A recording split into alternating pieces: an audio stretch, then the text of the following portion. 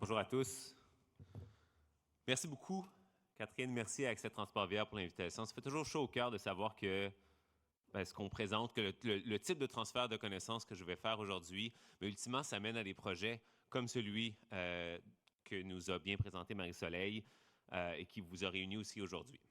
Donc, sans plus tarder, parce que j'ai beaucoup de contenu, pour ceux qui ont déjà assisté à mes conférences, vous savez que c'est toujours très chargé. Sachez que vous allez avoir accès à la présentation, donc j'en vois pas une ou une seule prendre en photo la présentation. OK, moi, ça, c'est correct, mais pas mais pas l'écran, s'il vous plaît. Vous allez avoir la présentation, donc concentrez-vous sur mes paroles parce que ça peut aller vite.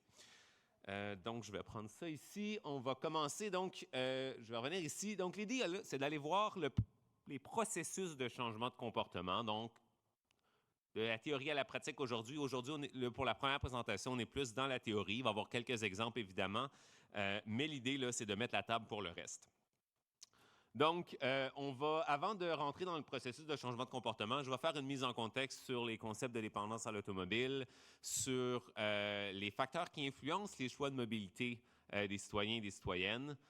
Et ensuite, on va se plonger dans un peu les pistes de solutions et la théorie du changement pour revenir ensuite sur quelques éléments clés. Ah oui, petit élément, je rédige des billets de blog pour le Média d'action climatique du Québec 1.5. Donc, si vous voyez le logo comme ça sur l'une des diapositives, ça veut dire que j'ai rédigé un billet de blog spécifiquement sur le sujet qui est présenté dans la diapositive. Donc, vous pourrez aller vous y référer par la suite pour plus de détails. Donc, on parle beaucoup de dépendance à l'automobile.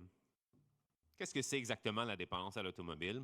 Donc, ce que je vous présente, c'est un peu la vision que j'ai construite de la dépendance à l'automobile au fil de mes études doctorales à Polytechnique Montréal. Le Québec, actuellement, est pris dans un système de transport et d'aménagement du territoire qui est fortement centré sur l'automobile. Notre enjeu collectif, ce n'est pas tant l'objet voiture, mais vraiment tout le système qu'on a mis en place pour la favoriser. Un système, évidemment, qui s'est construit au fil des décennies et des décisions politiques de façon à favoriser la voiture au détriment de ses alternatives, autant dans les principes d'aménagement que dans les offres de transport et dans l'argent qu'on décide d'investir dans les différentes offres de transport. Un système donc, qui a permis d'assurer la dominance de l'automobile, de la rendre socialement indispensable. Un système donc, qui rend une part de la population captive de l'automobile. Puis cette captivité, elle peut être parfaitement réelle, comme l'a exprimé Marie-Soleil, dans de nombreux territoires, c'est-à-dire qu'on n'a pas d'alternative, il n'y a pas d'autres moyens de se déplacer qu'en automobile, ou elle peut être perçue, c'est-à-dire qu'on pense qu'on n'a pas d'autres moyens, mais en réalité, certaines options existent, c'est juste qu'on ne les connaît pas encore ou on ne sait pas comment les utiliser. Un système qui est à la fois encouragé par, mais aussi responsable d'une certaine culture de l'automobile.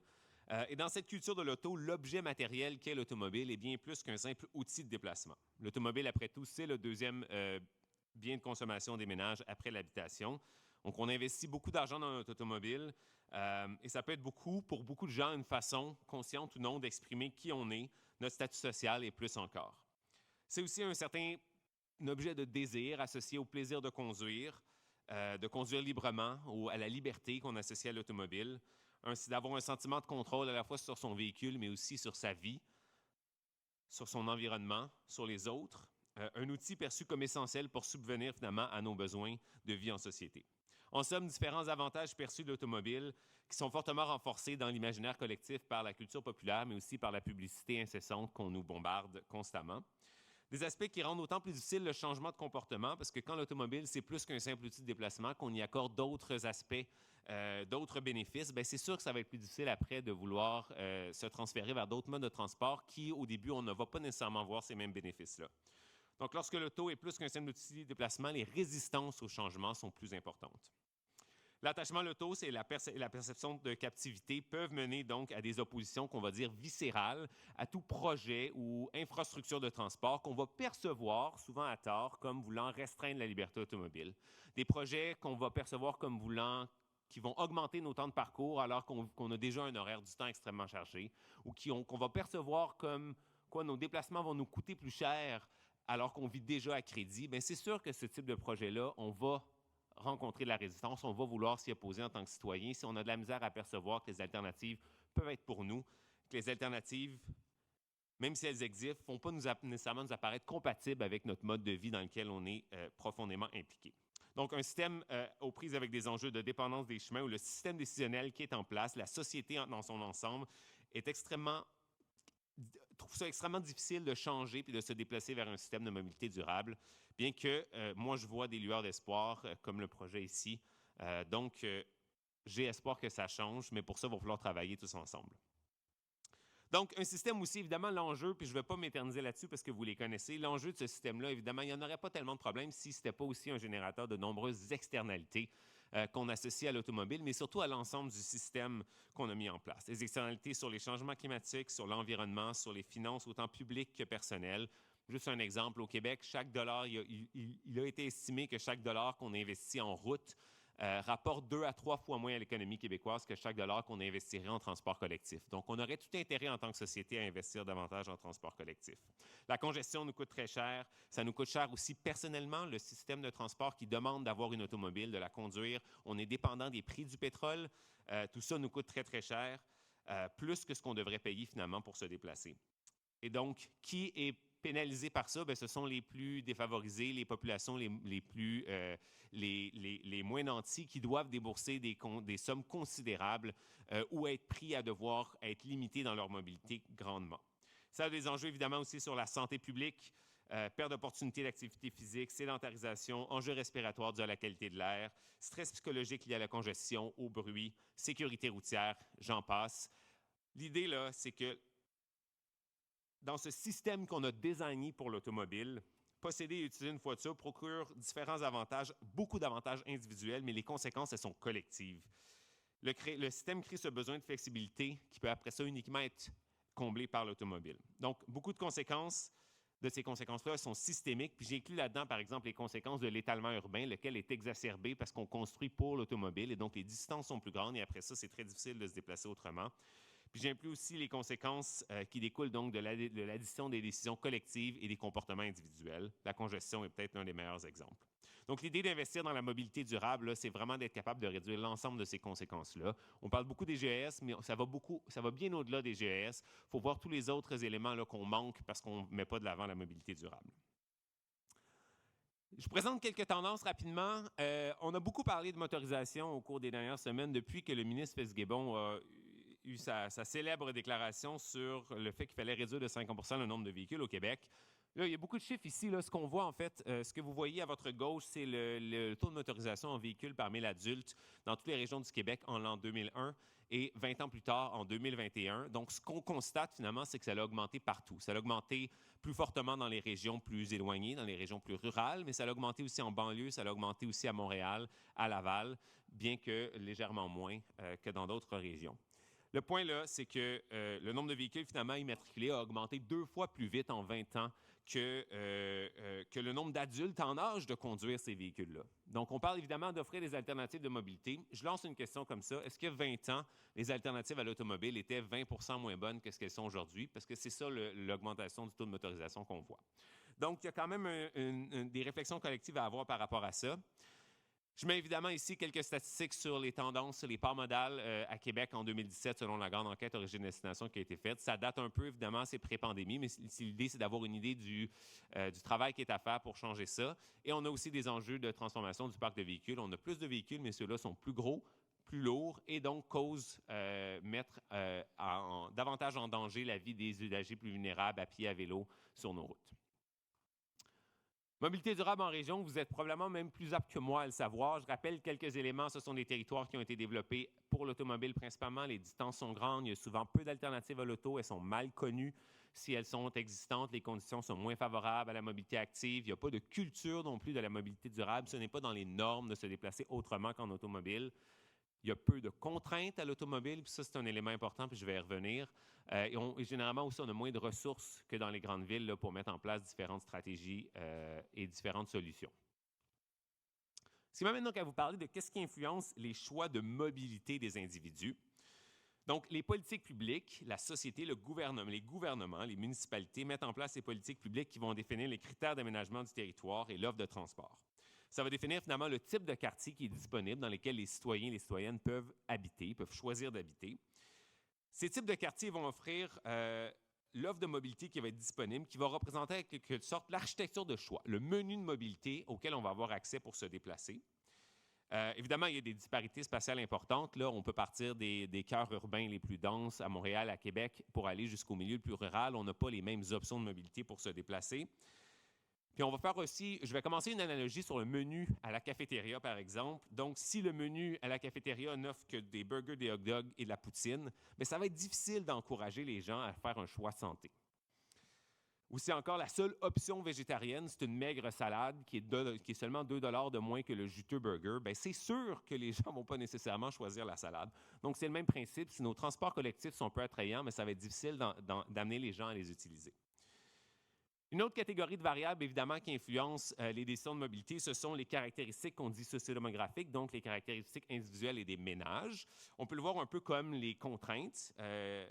On peut voir comme, par exemple, pour notre analogie du menu, donc c'est nos restrictions alimentaires ou notre budget qui va être disponible pour s'alimenter ou, dans ce cas-ci, pour se déplacer.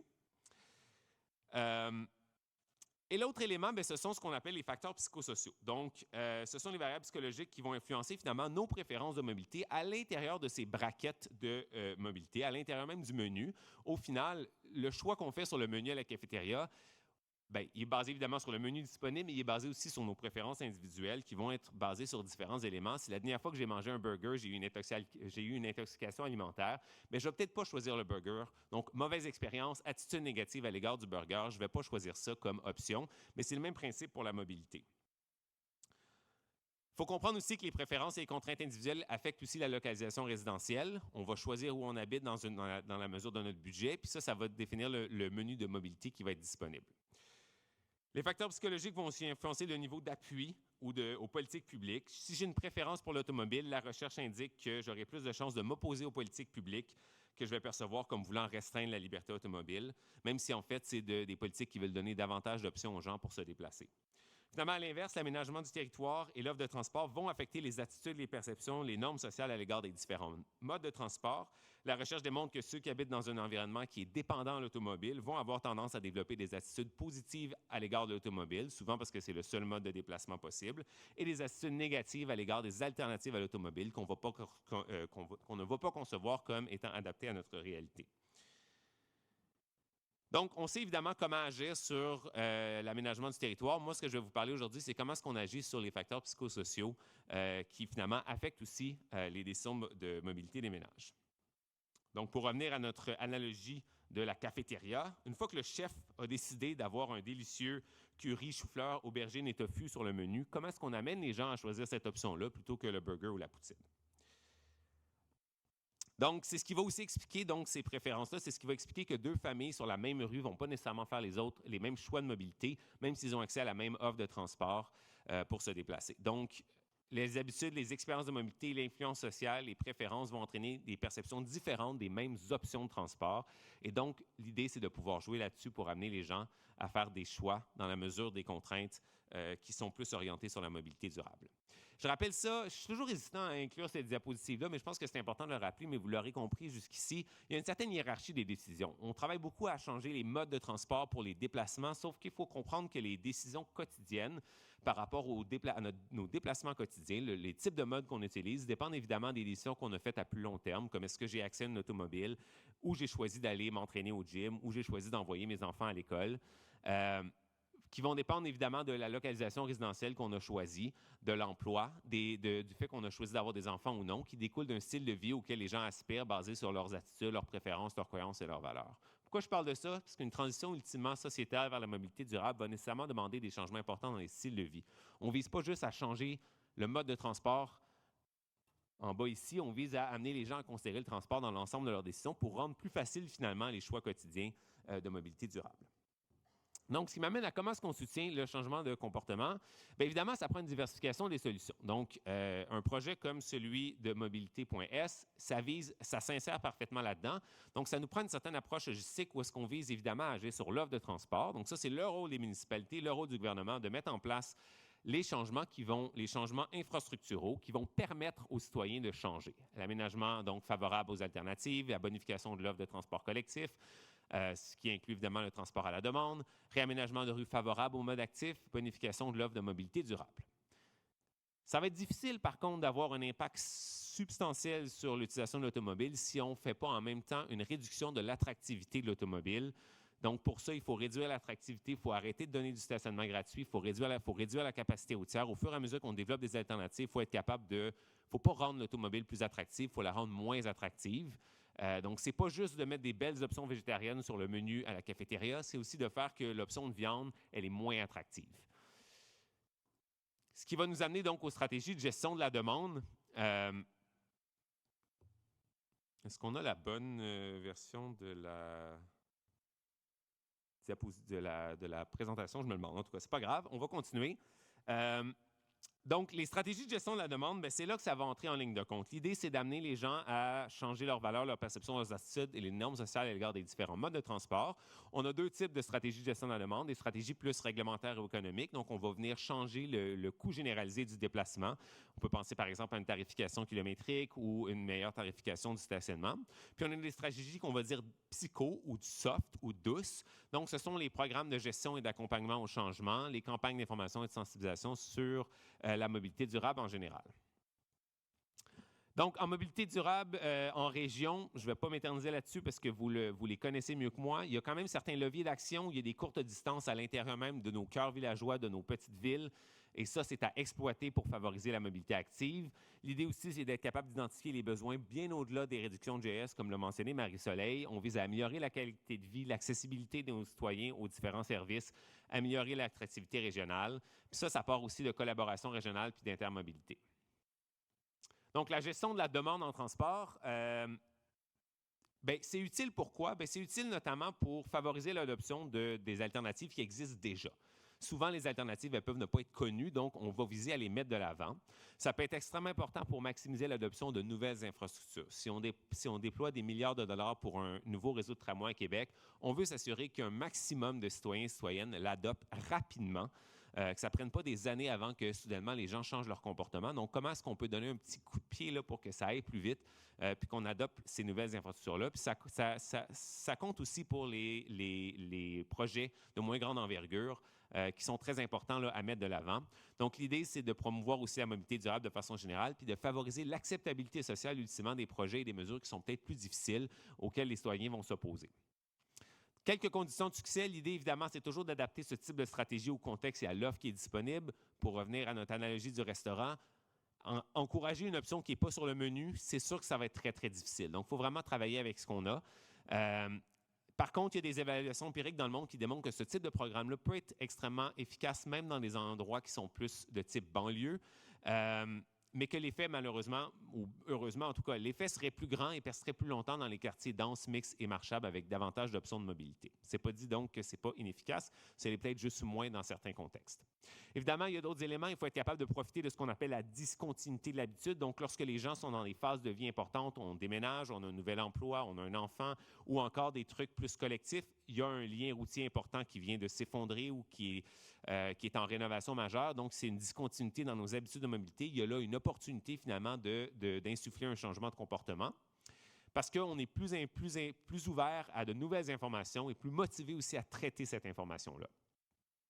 Et finalement, c'est segmenté pour mieux cibler et c'est là qu'on va rentrer dans le processus de changement de comportement. On peut, par exemple, segmenter la population selon l'étape de changement de comportement afin vraiment de mieux cibler nos interventions. Donc, le processus de changement de comportement, c'est pas simple. Si vous avez déjà essayé de changer un comportement, ça peut aller de commencer à passer la soie dentaire, par exemple. Et là, la soie dentaire, c'est pas si difficile que ça, mais ça prend quand même une certaine motivation. Il y a quand même plusieurs étapes à laquelle on passe avant que ça soit vraiment intégré dans nos habitudes. Évidemment, la mobilité, c'est un peu plus complexe que ça, mais ça donne le ton quand même là, sur la difficulté d'effectuer un changement. On ne se réveille pas un bon matin en disant « Bon, c'est fini pour moi l'automobile, je jette mes clés à la poubelle, je décide de sortir mon vieux vélo, puis maintenant, je fais tous mes déplacements à vélo. » Ça ne se fait vraiment pas du jour au lendemain. Et donc, c'est pour ça que la recherche s'est beaucoup pensée depuis des décennies sur les processus qui amènent les gens à adopter de nouveaux comportements.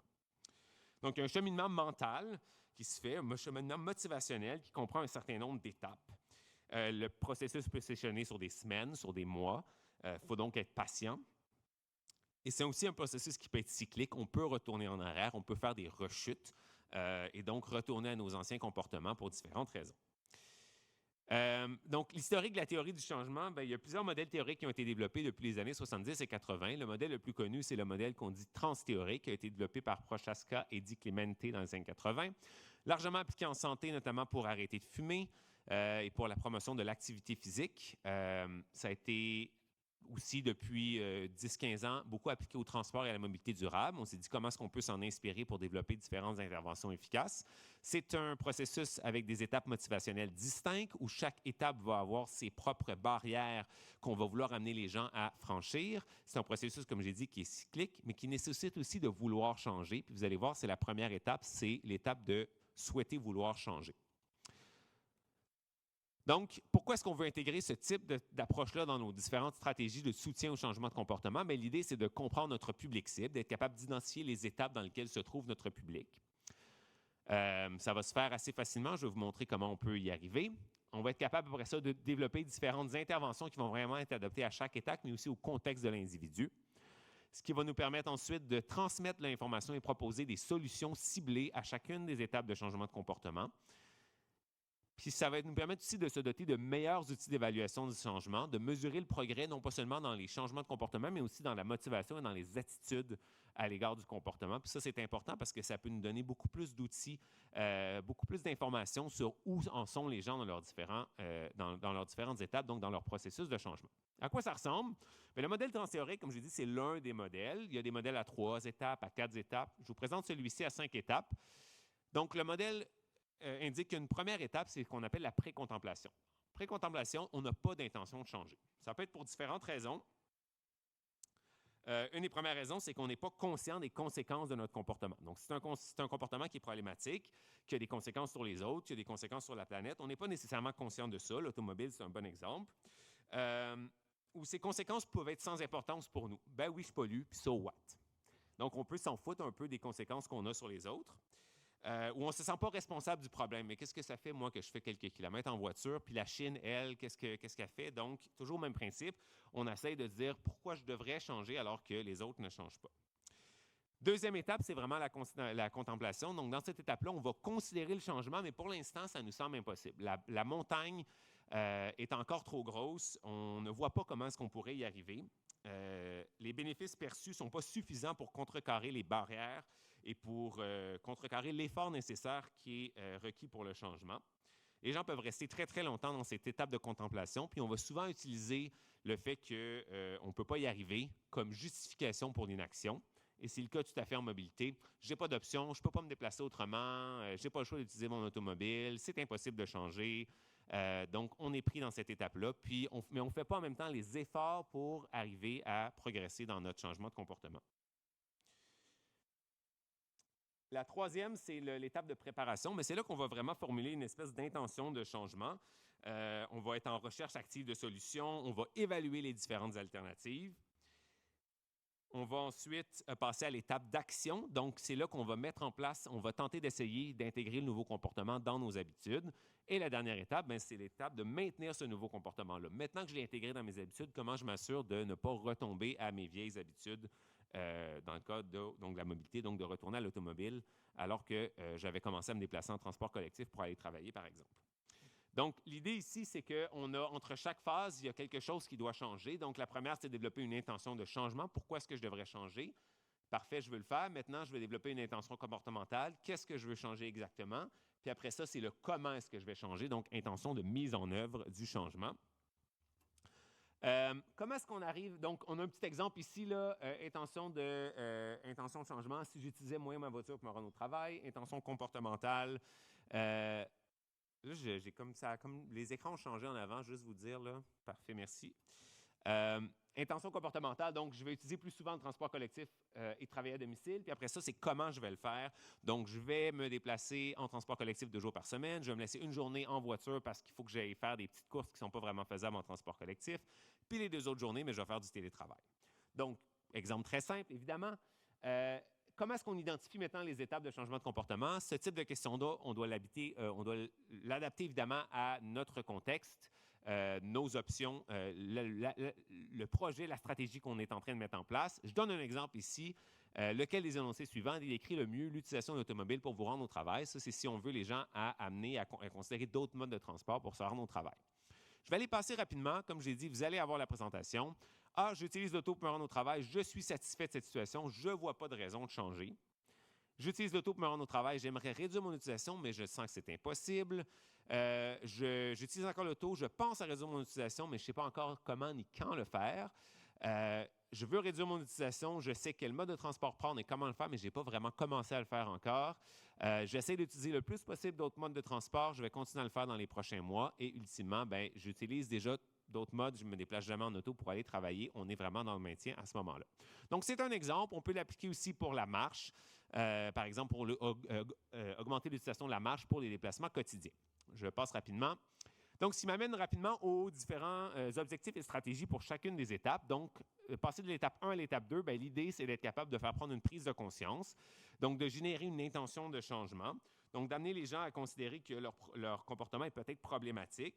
Ça peut être pour toutes sortes de raisons. Ça peut être pour l'environnement, mais ça peut être aussi « Hey, je suis tanné d'être pris dans la congestion » ou « Ça me coûte cher l'automobile, peut-être que j'ai envie de me déplacer autrement pour économiser de l'argent. » Donc, les raisons peuvent être multiples. L'idée, c'est d'amener les gens à prendre une prise de conscience en fonction de leurs besoins à eux.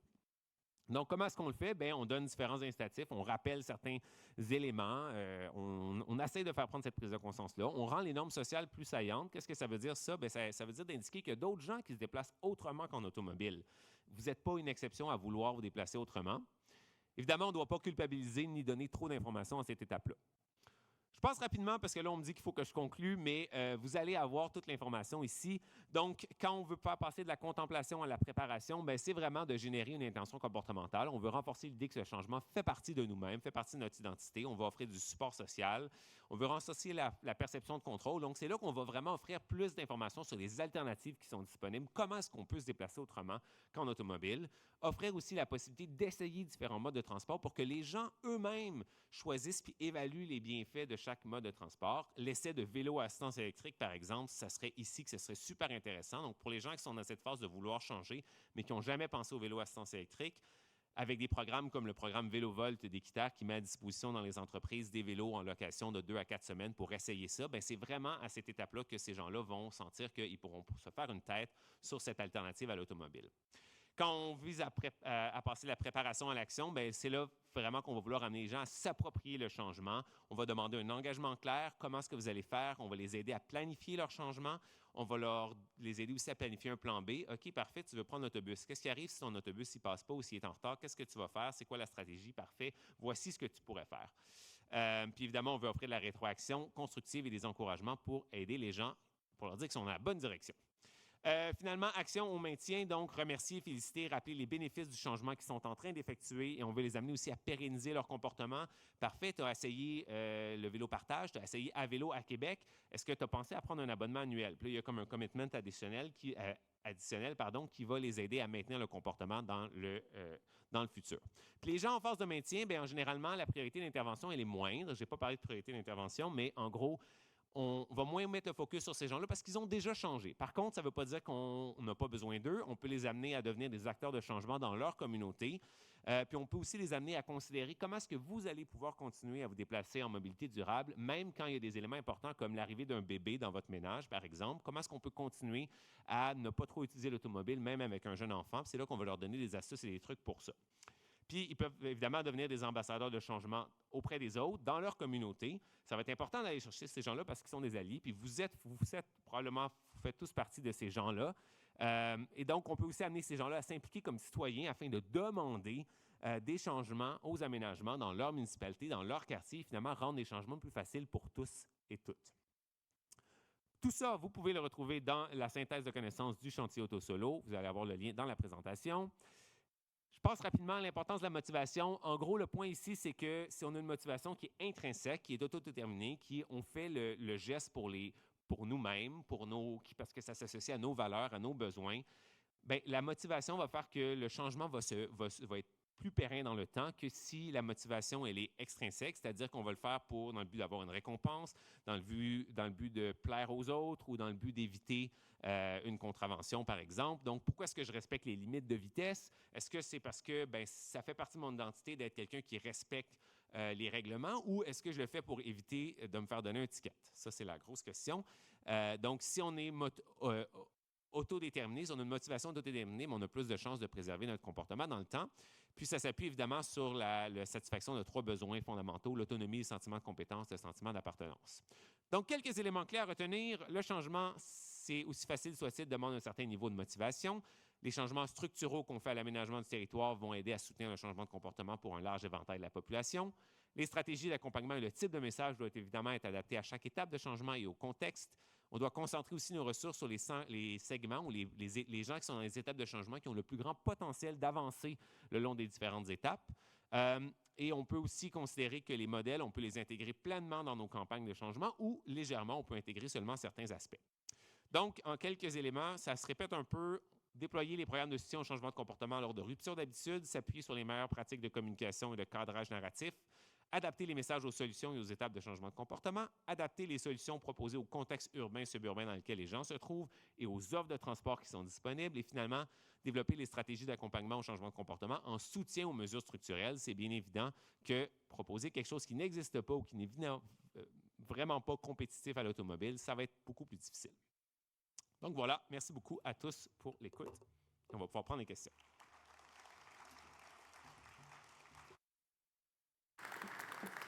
Merci beaucoup, Jérôme. Je te laisse le vitrin. Je vais m'installer sur la scène. Si vous avez des questions, je vous invite à vous présenter au micro. Il y a déjà des questions qui rentrent sur le iPad. Mais moi, j'avais une première question, Jérôme. Oui. Je me demandais, je pense qu'il y a plusieurs actions qu'on reconnaît, qu'on fait en tant qu'organisme qui font de la sensibilisation. Mais ce que tu proposes, c'est quand même très structuré avec les 5 étapes de changement de comportement. Est-ce qu'il y a déjà une organisation qui a mis en place une démarche en réfléchissant à ces 5 étapes, ou c'est des choses que tu vois dans différentes organisations, puis tu proposes que quelqu'un propose quelque chose d'aussi structuré avec cette prise en charge un peu des 5 étapes? J'ai vu beaucoup de cas d'études ailleurs dans le monde, aux États-Unis, ailleurs au Canada, qui se sont basés sur le processus de changement de comportement, le modèle par étape, pour vraiment formuler des campagnes de soutien au changement de comportement vraiment cadrées sur les différentes étapes, avec une évaluation avant, une évaluation après, voir à quel point les gens ont procédé d'une étape à l'autre, quelle proportion de la population était dans chacune des étapes, comment est-ce qu'ils ont pu vraiment dédier leurs interventions ciblées là-dessus. Ça peut être en entreprise, par exemple. Une entreprise qui cherche à promouvoir la mobilité durable auprès de ses employés pourrait faire affaire avec un centre de gestion des déplacements qui voudrait implémenter des interventions ciblées là-dessus. Ça existe, j'ai vu beaucoup de cas d'études. Ça a été aussi évalué de différentes façons dans la littérature scientifique. Comme j'ai dit, on n'est pas obligé de tout prendre et de tout construire là-dessus, mais l'idée, c'est de prendre des éléments là-dedans pour guider la façon dont on va développer nos interventions. Merci. J'ai une question au micro ici. Oui, bonjour, Émilie de Mobio, à Gatineau. Ma question, en fait, c'est pour l'application du modèle transférique à la mobilité durable. Est-ce qu'il y a des endroits où on peut aller trouver ce serait où le meilleur endroit pour trouver des études sur les proportions de gens qui se trouvent dans chacune des étapes, par exemple par rapport au transport actif, au transport en commun et toutes ces choses-là? En fait, il faudrait voir les études qui ont été faites là-dessus, puis il va y en avoir dans les références du PowerPoint que vous allez avoir. L'enjeu, c'est que c'est propre aussi à chaque secteur, c'est propre à chaque endroit. En ce moment, là, dans le cadre de mon projet doctoral, on est en train d'évaluer, on a une enquête qui roule actuellement dans des quartiers à Laval et 2 quartiers à Montréal, et on voit qu'il y a une disparité. Juste pour vous dire, les données préliminaires qu'on a eues pour Montréal indiquent que le tiers sont dans la première étape. Donc, ne voient pas le besoin, ne constatent pas que le vélo est un mode de transport pour eux. Pour eux, c'est non, moi, je ne veux pas faire de vélo, je ne suis pas intéressé à faire du vélo. Nous, on a développé les questions spécifiquement sur l'adoption du vélo pour des déplacements quotidiens. Un tiers sont dans toutes les étapes au milieu, puis un autre tiers était déjà dans le maintien, c'est-à-dire qu'ils font déjà des déplacements à vélo. Peut-être pas tous leurs déplacements, mais certains déplacements. Donc, ça donne un peu une idée, mais c'est vraiment propre à chaque milieu et à chaque comportement qu'on cherche à faire adopter. Merci. J'ai des questions qui sont rentrées. Donc, il y a quelqu'un qui nous demande quels sont les leviers d'action des municipalités pour agir sur les motivations, terminé par les motivations intrinsèques, extrinsèques, pour favoriser les changements de comportement de ces citoyens. Qu'est-ce que peuvent faire les municipalités? Bien, ça, c'est la grande question, en fait. Est-ce que c'est le rôle des municipalités de mettre en place des programmes pour changer les attitudes et les perceptions à l'égard des différents modes de transport? Ultimement, les municipalités, leur rôle, à mon avis aussi, c'est vraiment de mettre en place les infrastructures nécessaires pour permettre aux gens d'essayer ces modes de transport-là, autres que l'automobile, après ça, de constater par eux-mêmes les bénéfices. La motivation intrinsèque, elle vient à travers l'essai. Le vélo, par exemple, le vélo à assistance électrique, mais si on ne l'a jamais essayé, c'est extrêmement difficile de développer une motivation à l'utiliser tant qu'on n'a pas vraiment expérimenter les bénéfices que ça peut avoir sur notre bien-être, sur notre liberté, sur notre confiance, sur notre flexibilité à pouvoir se déplacer quand on veut, où on veut. Donc, pour ça, il faut vraiment essayer. Donc, l'idée, c'est qu'un maximum de gens puissent essayer un maximum d'alternatives de mobilité à l'automobile pour vraiment pouvoir constater lesquelles correspondent le mieux à leurs besoins puis vraiment développer la propre motivation à faire ça. Donc, finalement, il faut rendre les modes faciles pour tous. Puis ça, c'est le rôle des municipalités de le faire, à mon avis. Merci. Une question au micro. Oui, bonjour. Stéphane Blais de Vélo Québec. J'ai une question concrète qui nous arrive souvent lorsqu'on conseille des clients des municipalités ou des MRC. On offre plus de choix, on met une piste cyclable, certainement que ça retire de l'espace pour les modes motorisés, donc stationnement ou voies de circulation. Je dis toujours aux clients, il y a un temps d'adaptation, il y a un changement qui est en cours. Donner du temps, ne pas paniquer le jour que ça rouvre quand il y a trop de circulation. 3 à 6 mois, je dis toujours, mais dans la littérature, est-ce qu'il y a quelque chose ou est-ce que tu as été témoin d'études de cas qui montrent que le temps que ça prend pour que les gens aient un changement d'habitude durable? Ça peut être plus que 3 à 6 mois, en fait. En tout cas, OK, prenons la question des infrastructures. Le temps d'adoption des infrastructures peut aller jusqu'à 2 à 3 ans. Quand on développe, par exemple, une nouvelle infrastructure de transport collectif, l'achalandage, il va augmenter beaucoup, beaucoup dans les premières années parce que, il y a des gens qui vont pas... Il y en a qui vont l'adopter tout de suite. Là. Dès que les portes ouvrent, parfait, let's go, on y va, on se précipite dans le REM à Québec, à Montréal, on va se précipiter dans le tramway. Les infrastructures cyclables, particulièrement les endroits où il n'y a pas, par exemple, une culture de la mobilité, une culture du vélo, ça va être plus difficile, ça va être plus long. Donc, ça va prendre plus de temps. Moi, je parle de 3 à 6 mois. 3 à 6 mois, je pense que ça va varier d'un endroit à l'autre. Dans les quartiers centraux de Montréal, les infrastructures cyclables vont être adoptées beaucoup plus rapidement que si on les met en place dans des milieux plus suburbains, comme est le sujet ici. Mais ça peut prendre peut-être 1 à 2 ans, d'après ce que j'ai vu dans certaines études. Là. Je pourrais t'envoyer certains liens là, à cet égard-là. Merci. J'avais des questions écrites. J'aurais tendance à en poser une, à demander la question de monsieur, puis après, ce serait ton mot de conclusion. Fait que je ne sais pas du tout si ces questions seront complémentaires. Ça va être un beau défi pour notre conférencier. Donc, est-ce qu'on connaît le rôle des expériences de mobilité à l'enfance dans la culture de la dépendance automobile? Excusez, j'ai fait du bruit. Oui. Est-ce qu'on connaît le rôle des expériences de mobilité à l'enfance? Donc, j'imagine durant l'enfance, les expériences à l'enfance, en lien avec la culture de la dépendance à l'automobile. Puis je prendrai la question de monsieur. Oui, je suis étonné que vous ne parliez pas dans votre présentation de comment on devrait contrer les leaders négatifs. Et j'aimerais ça que vous nous dites qu'est-ce qui pourrait être fait pour contrer les leaders négatifs à des actions de changement comme ça. Je ne vous donnerai pas d'exemple, on les connaît tous. J'imagine qu'on parle de certains médias.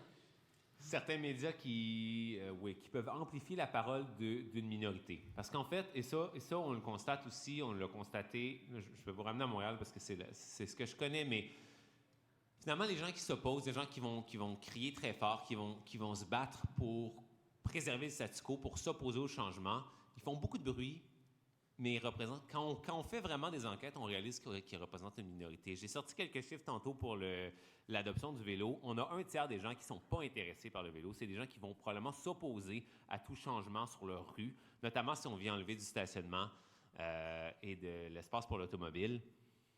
Mais ce qu'il faut se rappeler, c'est qu'on a une majorité de la population, finalement, qui veut des changements, qui n'attend que de se faire offrir des bonnes alternatives à l'automobile pour changer. Après ça, ils ne savent pas nécessairement comment au début, puis c'est pour ça qu'on doit peut-être un peu plus les prendre par la main, surtout s'ils sont plus bas sur les étapes de changement. Mais il faut vraiment se rappeler que la majorité souhaite changer. Donc, c'est toujours à se rappeler, oui, ça fait peur, oui, quand on est un élu puis qu'on reçoit des menaces, c'est sûr que c'est pas plaisant, mais il faut être capable de continuer, de persévérer, puis il faut se rappeler qu'on le fait pour la majorité de la population. Moi, c'est mon conseil.